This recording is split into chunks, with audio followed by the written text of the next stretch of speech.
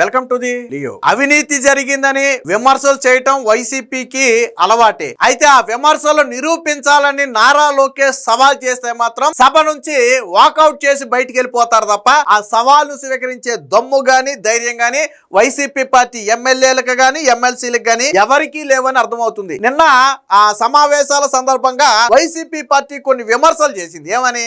99 పైసలకే real estate సంస్థలకు నారా లోకేష్ భూములు కేటాయించారు, సో దోచిపెట్టడానికి ఇలా భూములు కేటాయిస్తున్నారని చెప్పి ఒక విమర్శ చేశారు. సరే, ఆ విమర్శలకు నారా లోకేష్ ఏ సంస్థలకు భూములు కేటాయించారు, ఏటిని ప్రాతిపదికగా తీసుకుని భూములు కేటాయించారు అనేది చాలా స్పష్టంగా చెప్తే, ఇక్కడ గతంలో వైసీపీ ఒక ఆరోపణ చేసింది. ఊరు పేరు లేని ఉర్సా అనే ఒక కంపెనీకు 99 పైసలకే భూములు కేటాయించారు కదా, మరి అది ఎలా కేటాయించారని అడిగితే నారా లోకేష్ ఒక సవాల్ విసిరాడు. వాస్తవానికి ఈ సవాల్ ఇప్పుడే కాదు, గత సమావేశాల సందర్భంగానే నారా లోకేష్ ఒక సవాల్ విసిరాడు. ఏమనంటే, నేను 5 కంపెనీలకు 99 పైసలకు భూములు కేటాయించాం, అవన్నీ కూడా ఇంటర్నేషనల్ స్థాయిలో పేరు ప్రఖ్యాతులు ఉన్నటువంటి కంపెనీలే. 6వ కంపెనీకి మేము ఎక్కడా భూములు కేటాయించలేదు. మీరు చెబుతున్న ఉర్సా అనే ఒక కంపెనీకి 99 పైసలకే భూము కేటాయించామని నిరూపిస్తే నేను మంత్రి పదవికి రాజీనామా చేస్తానని నారా లోకేష్ గత సమావేశాల్లోనే సవాల్ చేస్తే ఎప్పటికీ దిక్కు దివాణం లేదు. దాని మీద ఇదిగో మేము నిరూపిస్తున్నాం, ఇదిగో దాని ఆధారాలని ఈ రోజు వరకు ఒక్కళ్ళు కూడా ముందుకు రాలా. ఎందుకు? నారా లోకేష్ ఓపెన్ సవాల్ చేశాడు. ఎస్, నేను 99 పైసలకు ఉర్సా అనే కంపెనీకి భూములు ఇచ్చాను అని నిరూపిస్తే నా మంత్రి పదవికి నేను రాజీనామా చేస్తా అన్నాడు. మరి నిరూపించండి. అందుకే చెప్పా, ఆరోపణలు చేయటం నిరూపించమని సవాల్ చేస్తే వాకౌట్ చేసి బయటకు పారిపోవటం, ఇది వైసీపీ నేతలకు అలవాటుగా మారింది. 99 పైసలకే భూములు ఎందుకు, 99 పైసలకే భూములు ఎందుకు? 1994, 2004 మధ్య చంద్రబాబు గారు అప్పటి హైదరాబాద్లో మైక్రోసాఫ్ట్ కావచ్చు, టీసీఎస్ కావచ్చు, ఐబిఎం కావచ్చు, ఇలాంటి సంస్థలన్నిటికీ కూడా తక్కువ ధరకు భూములు కేటాయిస్తే ఈరోజు వాటిని మనం ప్రపంచ పటంలో చూస్తున్నాం. హైదరాబాద్లోనో రాష్ట్రంలోనో కాదు, ప్రపంచ పటంలోనే పేరు ప్రఖ్యాతులు ఉన్నటువంటి సంస్థలుగా ఈరోజు అక్కడ ఎదిగాయి. తెలంగాణకు వచ్చే కీలకమైనటువంటి ఆదాయంలో అవి మెజారిటీ పాత్ర తీసుకుంటున్నాయి. ఎందుకు తీసుకుంటున్నాయి? ఒక ఎకో సిస్టమ్ బిల్డ్ అయింది అక్కడ. ఇప్పుడు నేను నారా లోకేష్ చెప్పింది కూడా అదే, గ్రేడ్ 1 స్థాయి ఎకో సిస్టమ్ను వైజాగ్లో బిల్డ్ చేయాలి. ఇప్పటి వరకు వైజాగ్కి ఆ స్థాయి ఎకో సిస్టమ్ లేదు. ఐటీ క్యాపిటల్గా మార్చాలి, హైదరాబాద్కు మించి మనం తయారీ అవ్వాలి అంటే ఎకో సిస్టమ్ కావాలి. వైసీపీకి ఏం తెలియదు, ఎందుకంటే ఋషికొండ గుండు కొట్టి బిల్డింగులు కట్టుకోవడం అనుకుంటున్నారు వాళ్ళు ఎకో సిస్టమ్ అంటే. వైసీపీ పార్టీకి తెలిసింది ఏంటంటే ఋషికొండకు గుండు కొట్టి పర్యావరణానికి హాని చేసి బిల్డింగులు కట్టుకోవడం తెలుసు తప్ప వాళ్ళకి ఐటీని డెవలప్ చేయాలంటే ఎకో సిస్టమ్ అంటే ఏంటి, అది ఎలా బిల్డ్ చేయాలి, ఎలాంటి కంపెనీలు వస్తే ఆ సిస్టమ్ బిల్డ్ అవుద్ది, ఏమీ వాళ్ళకి తెలియదు. ఎందుకంటే అంతా నా ఏలు ముద్ర బ్యాచే. జగన్మోహన్ రెడ్డి ఏం చదివాడో ఇప్పటివరకు వాళ్ళ పార్టీ నేతలకే తెలియదు. చెప్పండి, జగన్మోహన్ రెడ్డి ఏం చదివాడో చెప్పండి, ఎక్కడ చదివాడో చెప్పండి. నేను ఫస్ట్ క్లాస్ స్టూడెంట్ వెళ్ళి తెలుసుకో, నేను ఫస్ట్ క్లాస్ స్టూడెంట్ అంటాడు అంతే. ఎక్కడ రికార్డు ఉండదో, పత్రాలు ఉండవు. అది వాళ్ళ ఫస్ట్ క్లాస్ స్టూడెంట్ తెలివి. సరే, మీకు తెలియకపోతే తెలియకపోవచ్చు, తెలుసుకోవచ్చు కదా. నిన్న కూడా అసెంబ్లీలో ఇదే వాదన. నిన్న కూడా నారా లోకేష్ ఓపెన్ సవాల్ చేశాడు. ఎవరు నా మీద ఆరోపణలు చేశారు కాబట్టి నేను సభ సాక్షిగా సవాల్ విసురుతున్నా. 6వ కంపెనీకి లేదా అనామక కంపెనీకి నేను భూములు కేటాయించినట్టు నిరూపిస్తే నేను రాజీనామా చేస్తానని చెప్పి సవాల్ చేసినా కానీ అందులో ఈ సవాల్ చేస్తే ఎస్ మేము సవాల్ స్వీకరిస్తున్నామని చెప్పడం పోయి మేము వాకౌట్ చేస్తున్నామని వెళ్ళిపోయారు బయటికి. ఎవడైనా సవాల్ చేస్తే ఏం చేయాలి? నిజంగా నీ దగ్గర ఆధారాలు నువ్వు ఆరోపణలు చేస్తే ఏం చేయాలి? ఎస్ మేము నిరూపిస్తాం, ఈ సవాల్ని మేము స్వీకరించడం, మీరు రాజీనామాకి సిద్ధంగా ఉండండి అని ప్రతి సవాల్ చేయాలా. వీళ్ళు అట్ట కాదు, నారా లోకేష్ నిరూపించాలని శాసనమండలి చైర్మన్ సాక్షిగా సవాల్ చేస్తే వీళ్ళు మేము వాకౌట్ చేస్తున్నామని వెళ్ళిపోయారు. ఎందుకని? ఎక్కడ నిలదీస్తారని భయం. నారా లోకేష్ సభలో ఎక్కడ నిలదీస్తాడని భయంతోనే నేను వాకౌట్ చేసి బయటకు వెళ్ళిపోయాను. సో దీనికి సంబంధించిన వార్త కూడా ఒకటి వచ్చింది, ఒకసారి చూద్దాం. ఆరోపణలు చేయటం, పారిపోవటం, యువతకు ఉద్యోగాలు కల్పించే లక్ష్యంతో కంపెనీకి భూములు కేటాయింపు, ఇందులో లాలూచి ఏమీ లేదు, ఆరోపణలు నిరూపించాలని వైసీపీకి సవాల్, మండలిలో అధికార విపక్షాల మధ్య ఆ మాటల యుద్ధం. తొలుత 99 పైసలకే భూ కేటాయింపుల అంశంపై వాడివేడి చర్చ జరిగింది. ఎకరా 99 పైసలకే ఏ పరిశ్రమకు ఎంతెంత భూమి కేటాయించారు, పరిశ్రమలతో ప్రభుత్వ ఒప్పందాలు ఏంటని వైసీపీ సభ్యులైనటువంటి మాధవరావు, కళ్యాణి, రవీంద్రబాబు ప్రశ్నిస్తే మంత్రి లోకేష్ సమాధానం చెబుతూ ఏ కంపెనీలకు ఇచ్చారనేది కూడా ఆయన ఇక్కడ చెప్పాడు.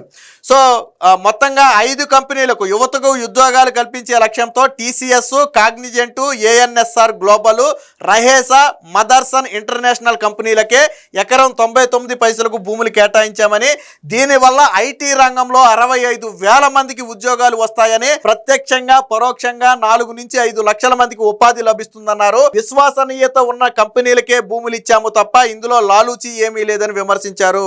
చాలా మంది నన్ను విమర్శించాలనుకుంటే విమర్శించండి, కప్పు కాఫీ టీ తప్ప ఆ కంపెనీల నుంచి నేనేమైనా తీసుకున్నానని నిరూపించండి. విశ్వాసత లేని కంపెనీలకు తక్కువ ధరకు భూములు ఇచ్చామని నిరూపిస్తే నేను రాజీనామా చేస్తానని చెప్పాడు. ఆయన ఇంకో ఆరోపణ కూడా చేశాడు.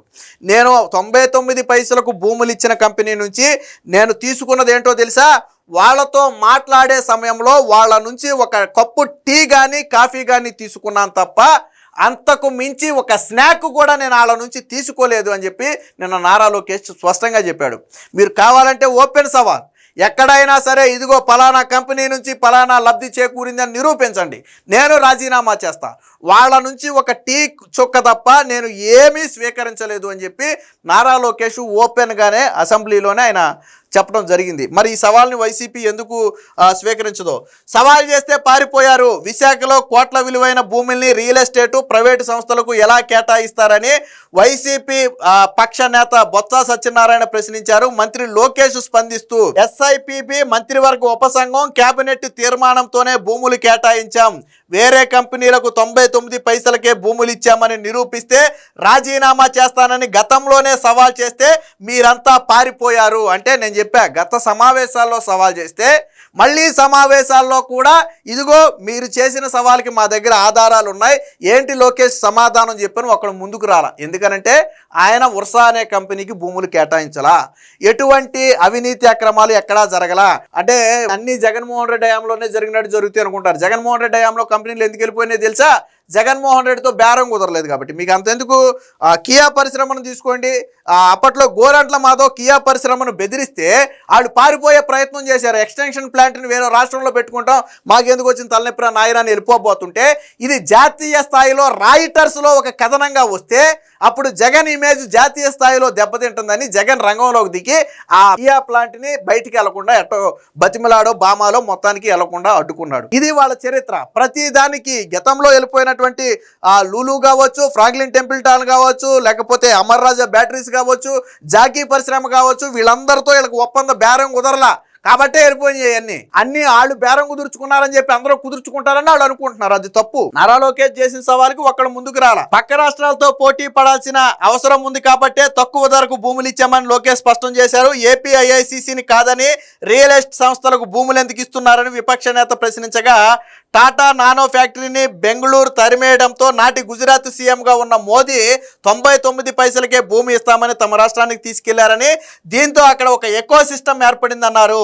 ఇప్పుడు విశాఖను ఐటీ కేంద్రంగా మారుస్తున్నామని భూ కేటాయింపులపై వైసీపీ పిల్లి వేయించగా కోర్టు మొట్టికాయలు వేసిన సంగతిని కూడా నిన్న లోకేష్ అయితే గుర్తు చేశారు.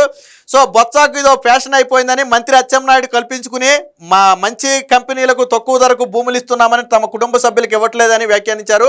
భూములపై వాదోపవాదాల నేపథ్యంలో వైసీపీ సభ్యులు మండలి నుంచి వాకౌట్ చేశారు. మంత్రి లోకేష్ తన ప్రసంగాన్ని కొనసాగిస్తూ వైసీపీ సభ్యులకు ఎందుకు వాకౌట్ చేశారో అర్థం కావటం లేదన్నారు. బొత్సాకు ఇదొక ఫ్యాషన్, ఆ తలుపు నుంచి వస్తారు, ఈ తలుపు నుంచి వెళ్తారు అని చెప్పి మా ప్రభుత్వ లక్ష్యం కోసం ఎక్కడా లాలూచి పడాల్సిన అవసరం లేదని స్పష్టం చేశారు. కియా పరిశ్రమ రాకతో ఆ ప్రాంతం మొత్తం కూడా మారిందనే విషయాన్ని నిన్న ఈయనైతే గుర్తు చేయడం జరిగింది. దీనికి సంబంధించిన మరొక వార్త కూడా చూద్దాం. రాష్ట్రానికి పరిశ్రమలు రావడం వైకాపాకు ఇష్టం లేదు. విశ్వసనీయత ఉన్న 5 కంపెనీలకు 99 పైసలకు భూములు ఇచ్చాం, వారి నుంచి కప్పు టీ మాత్రమే తీసుకున్నా, ఉర్సాకు 99 పైసలకు భూములు ఇవ్వలేదు, నిరూపిస్తే రాజీనామా చేస్తా.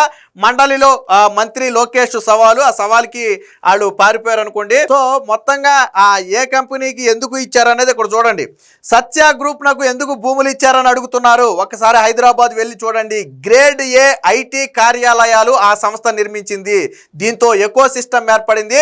విశాఖలో గ్రేడ్ ఏ ఐటీ స్పేస్ అనేది లేదు కాబట్టే మేము ఆ గ్రూప్కి భూములు ఇచ్చామని చెప్పారు. ఇక రహేజా మైండ్ స్పేస్ ఆనాడు హైదరాబాద్లో 97 ఎకరాలు చంద్రబాబు కేటాయిస్తే అందులో నిర్మించిన భవనాల ద్వారా 10 మిలియన్ చదరపు అడుగులు అందుబాటులోకి వచ్చింది. అందులో ఒక ఐటీ రంగంలోనే 1,00,000 మంది ఉపాధి పొందుతున్నారు. సో అలాంటి రహేజాకు ఇప్పుడు మేము భూమి కేటాయించామని చెప్పారు.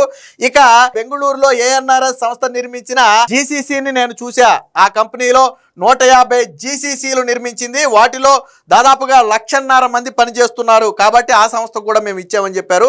ఇక ఉమ్మడి రాష్ట్రంలో చంద్రబాబు గారు సీఎంగా 94-2004 మధ్య అతి తక్కువ ధరకు హైదరాబాద్లో భూములు కేటాయించారని, దానివల్ల ఐఎస్బి కావచ్చు, మైక్రోసాఫ్ట్ కావచ్చు, ఇన్ఫోసిస్ కావచ్చు, టీసీఎస్ కావచ్చు నేడు హైదరాబాద్లో పనిచేస్తున్నాయని, దానివల్ల అక్కడ ఒక ఎకో సిస్టమ్ బిల్డ్ అయిందని, అలాంటి ఎకో సిస్టమే ఇక్కడ కూడా మేము బిల్డ్ చేస్తున్నామని చెప్పారు. సో ఆరో కంపెనీకి ఎక్కడిచ్చామో నిరూపించాలని సవాల్ విసిరారు. వర్సా కంపెనీకి 99 పైసలకే భూములు ఇచ్చామని వైకాపా ఎమ్మెల్సీలు ఆరోపిస్తున్నారు.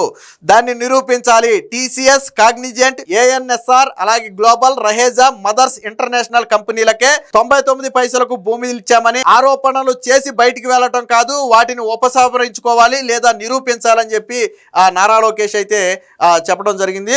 సో మొత్తంగా ఆ విషయం అంటే నారా లోకేష్ మీద ఆరోపణలు చేయటమే తప్ప నిరూపించే దమ్ము ధైర్యం వైసీపీకి లేదు. సో నారా లోకేష్ చాలా స్పష్టంగా 5 సంస్థలకు మేము ఇచ్చామని చెప్పారు. ఎందుకు ఇచ్చారో కూడా వివరించాడు ఆయన. లేదు 6వ సంస్థకు కూడా మీరు ఇచ్చారు అని వైసీపీ ఆరోపిస్తుంది. ఎక్కడ ఇచ్చారో, ఎలా ఇచ్చారో దానికి సంబంధించిన పత్రాలు ఏంటో నిరూపించమంటే మాత్రం మేము వాకౌట్ చేస్తున్నామని మా శాసనమండలి నుంచి పారిపోతారు. సో దీన్ని బట్టి అర్థమవుతుంది వైసీపీ కేవలం రాజకీయ విమర్శలు మాత్రమే చేస్తుంది తప్ప నారా లోకేష్ ఎక్కడా కూడా ఊరు పేరు లేని కంపెనీలకు భూములు ఇవ్వలేదు. కేవలం రాజకీయంగా ఆరోపణలు చేసి సాక్షిలో వార్తలు రాసుకోవడానికి తప్ప ఎక్కడా కూడా ఆయన భూమి ఇవ్వలేదు. ఎప్పటికైనా నిరూపించే దమ్ము కానీ ధైర్యం కానీ ఉంటే నారా లోకేష్ ఓపెన్ సవాల్ చేశాడు, నేను రాజీనామా చేస్తానని. ఆ సవాల్ను స్వీకరించే దమ్ము ధైర్యం వైసీపీ నేతల్లో ఎవరికైనా ఉంటే ఎప్పటికైనా ముందుకు రావాలి. Please subscribe to Leo news for more videos.